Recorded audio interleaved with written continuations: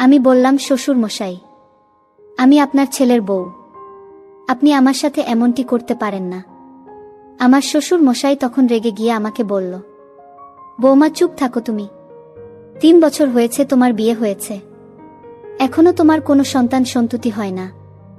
আসলে আমার ছেলেটা একটা অপদার্থ, সে কিছুই করতে পারে না। এই বলে শ্বশুর মশাই রেগে মেগে আমার সাথে খুব বাজে আচরণ করা শুরু করল। আর বলতে লাগলো, বৌমা, আজকে আমি তোমাকে এমন কিছু করব যাতে তুমি 2 মাসের ভিতরে মা হতে পারো। তারপরে শ্বশুর মশাই আমাকে কি যেন একটি শুকালো জিনিসটি শোকার পর থেকে আমি আর কিছুই বলতে পারি না। অজ্ঞান হয়ে মাটিতে পড়ে গেলাম। যখন আমার জ্ঞান ফিরল, তখন যা দেখতে পেলাম তা শুনলে বন্ধুরা তোমাদের মাথা গরম হয়ে যাবে। বন্ধুরা, গল্পটি অনেক অনেক ইন্টারেস্টিং। পুরো গল্পটি শোনার অনুরোধ রইল। তবে গল্পটি শোনার পূর্বে তোমাদের নিকট আমার একটি ছোট্ট অনুরোধ, দয়া করে তোমরা আমার চ্যানেলটিকে সাবস্ক্রাইব করে আমাকে সাপোর্ট করবা। হ্যালো বন্ধুরা, আমি রাইসাতুল জান্নাত রানী। আমার ডাক নাম রানী। আমার গ্রামের বাড়ি কুড়িগ্রাম। কুড়িগ্রামের নিম্নবিত্ত পরিবারের একটি মেয়ে আমি। বর্তমানে আমার বয়স 25। আমার যখন বয়স 16, তখন একটা মধ্যবর্তী পরিবারে আমার বিয়ে হয়। আমার স্বামীর সংসারে আমাকে সহ মাত্র 3 জন সদস্য। আমি, আমার স্বামী রাফি এবং আমার শ্বশুর মশাই। আমরা বাস করতাম কুড়িগ্রামে। আমার স্বামী ঢাকায় একটি কোম্পানিতে চাকরি করত।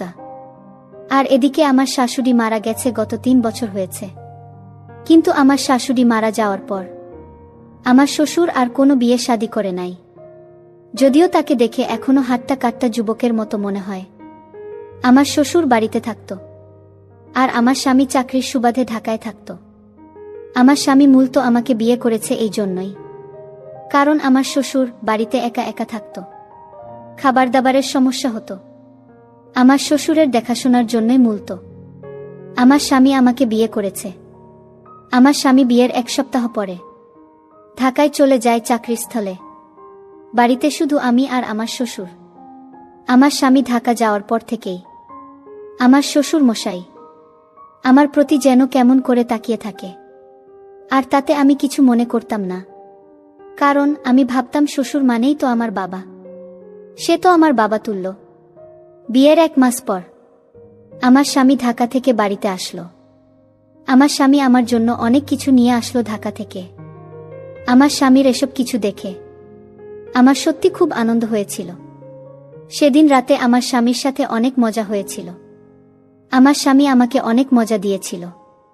আমার স্বামী দেখতে অনেক সুন্দর, অনেক হ্যান্ডসাম ছিল।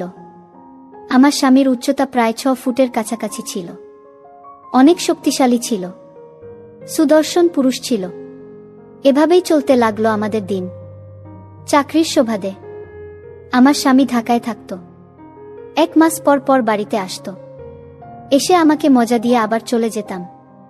এভাবে চলতে চলতে প্রায় আমার বিয়ের 3 বছর হয়ে গেল। আমাদের দিন খুব ভালোই চলছিল। কিন্তু বিয়ের 3 বছর হওয়ার পরেও আমাদের কোনো সন্তান সন্ততি হচ্ছিল না, আর আমরা কোনো ব্যবস্থা নিচ্ছিলাম না।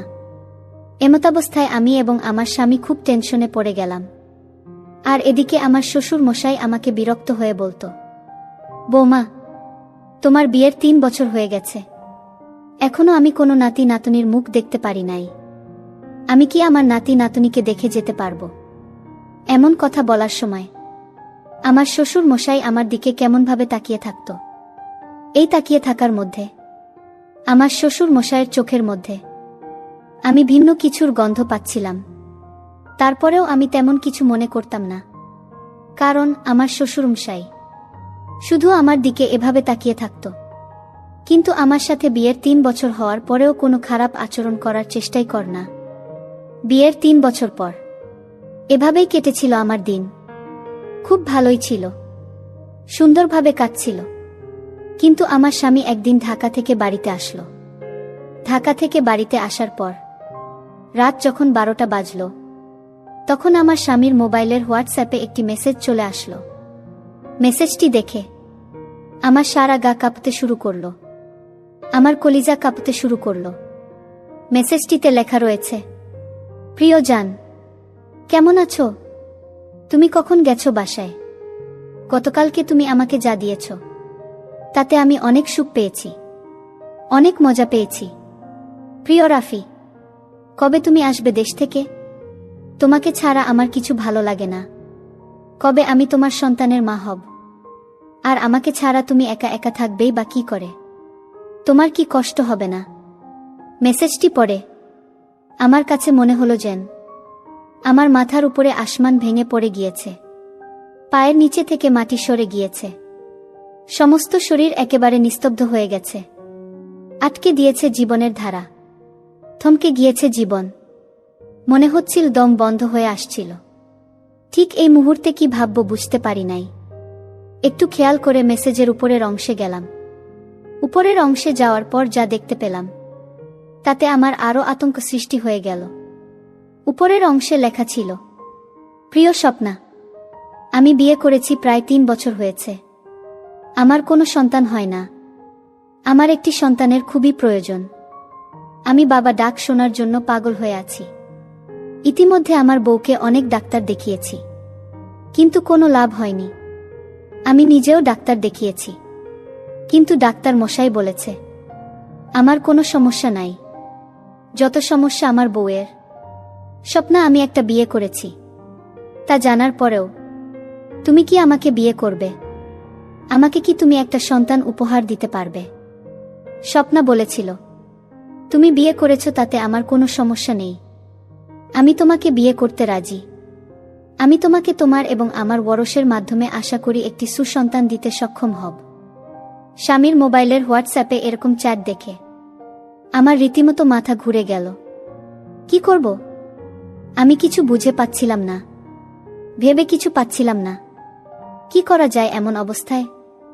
আমার তো সন্তান হয় না, সেটা একমাত্র আল্লাহ পাকের ইচ্ছায় হয়।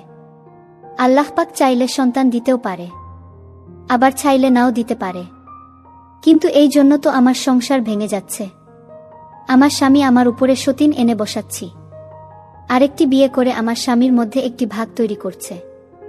এটা পৃথিবীর কোনো মেয়েই সহ্য করতে পারবে না, বিশেষ করে বাঙালি মেয়ে। আমার স্বামীর মোবাইলে এরকম চ্যাট দেখে আমি মোবাইলটা আস্তে আস্তে রেখে তারপর কাঁদতে কাঁদতে 2 চোখ ভিজিয়ে ফেললাম। আর এদিকে আমার স্বামী খুব আরাম করে ঘুমাচ্ছিল।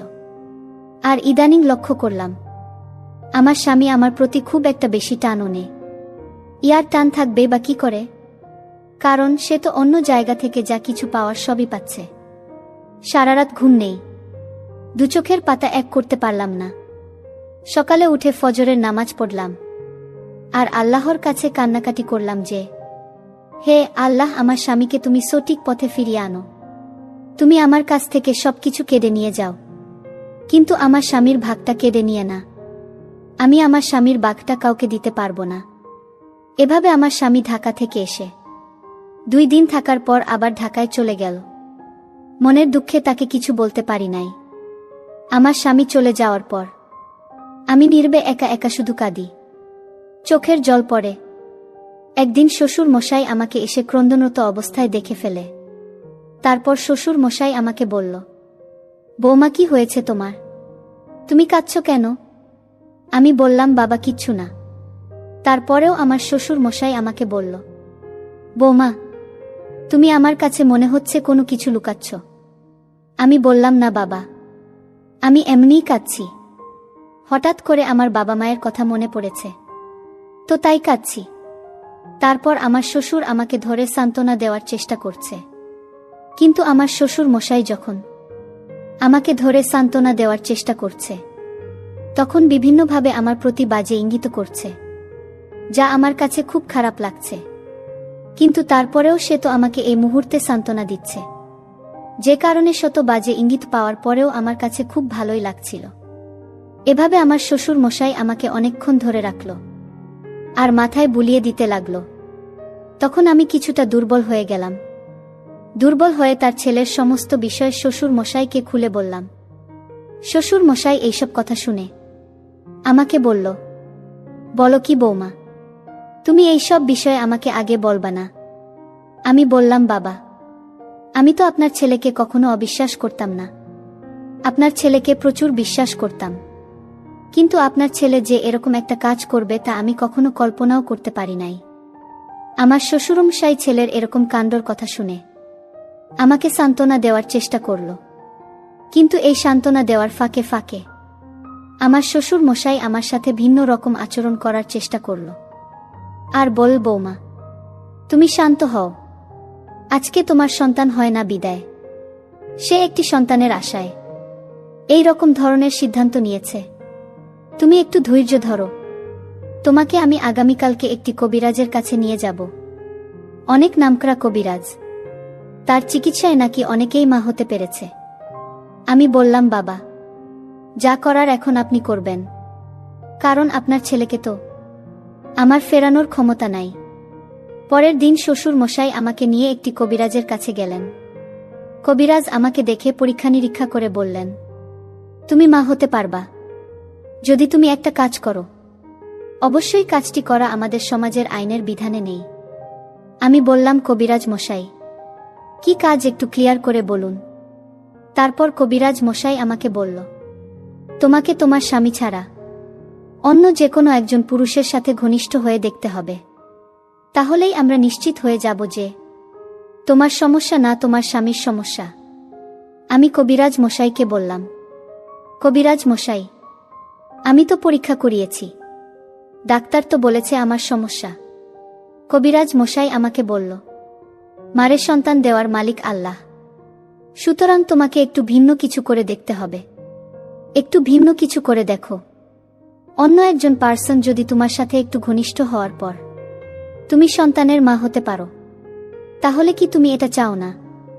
কবিরাজ মশাই এরকম ধরনের কথা শুনে আমার প্রথমত খুব খারাপ লেগেছিল, তারপর দ্বিতীয়ত চিন্তা করলাম, আমার তো একটি সন্তান দরকার, একটি সন্তানের কারণে আমার সংসার ভেঙে যাচ্ছে, আমার সংসারে সতীন আসতেছে। কিছুক্ষণের জন্য একবারে নীরব নিস্তব্ধ হয়ে গেলাম। তারপর কবিরাজ মশাইকে বললাম, কবিরাজ মশাই আমার তো সেই রকম কেউ নেই যে আমার সাথে স্বামীর মতো ঘনিষ্ঠ হতে পারবে। তারপর কবিরাজ মশাই বলল, তাহলে আমি যদি তোমাকে এরকম ধরনের একজন লোক বের করে দেই, তাহলে কি তুমি তার সাথে ঘনিষ্ঠ হবে? আমি বললাম, জি কবিরাজ মশাই, আমি ঘনিষ্ঠ হব।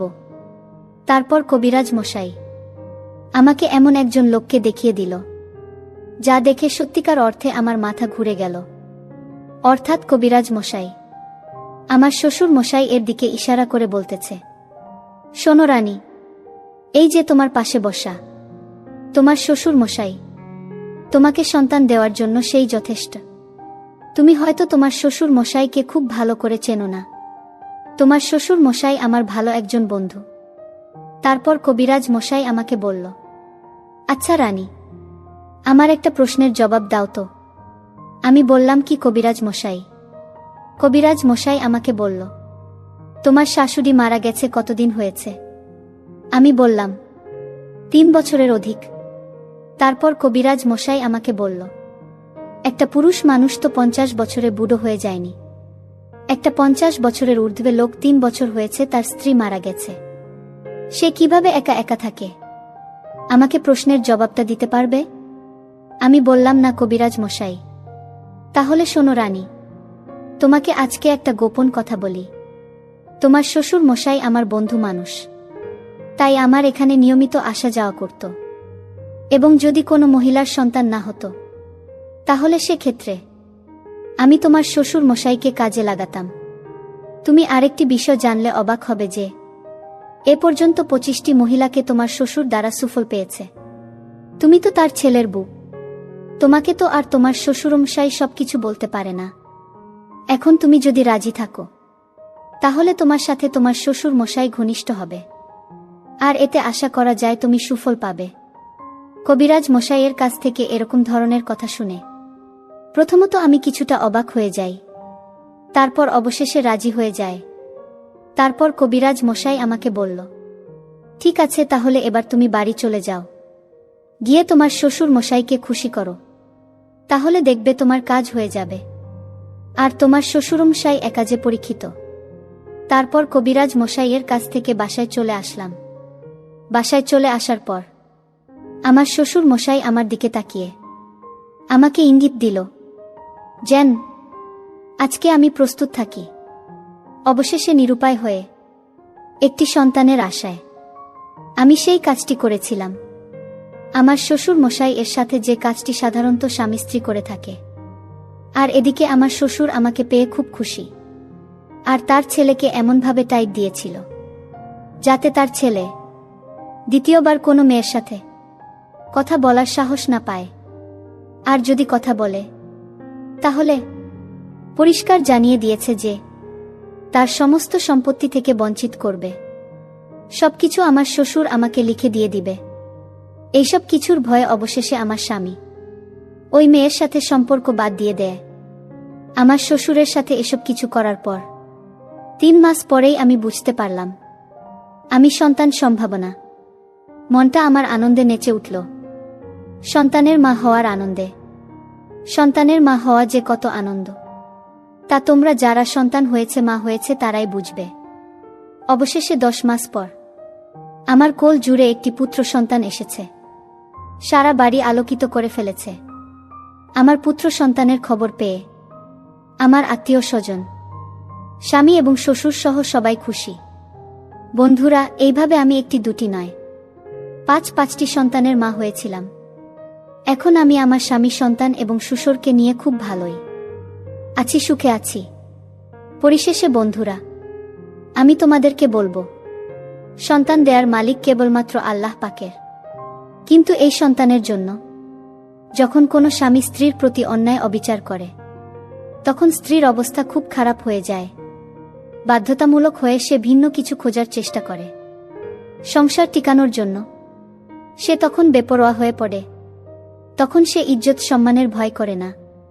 তার মনের ভিতরে একটাই ভাবনা থাকে, যে করেই হোক আমার সংসার টিকাতে হবে, আমার স্বামীকে আমার কাছে ফিরিয়ে আনতে হবে। সুতরাং আমাদের প্রত্যেকেরই উচিত একটা বিষয় ভাবা, যদি আমাদের সন্তান না হয় তাহলে আমাদের সর্বোচ্চ চেষ্টা করে যাওয়া। আর এই জন্য পরকীয়ার মতো অন্যায় অবিচার করা মোটেও উচিত নয়। বন্ধুরা, আজকে এই পর্যন্তই। আবারও আসবো তোমাদের মধ্যে নতুন কোনো ভিডিও নিয়ে। ভিডিওটি যদি তোমাদের ভালো লাগে তাহলে একটি লাইক দাও। প্রতিদিন আমি তোমাদেরকে একটা করে নতুন গল্প উপহার দিব।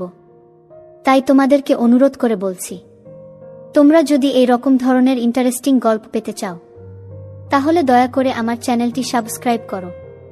পরিশেষে তোমাদের সকলের সুস্বাস্থ্য কামনা করি। ভিডিওটি দেখার জন্য তোমাদের সকলকে অসংখ্য ধন্যবাদ।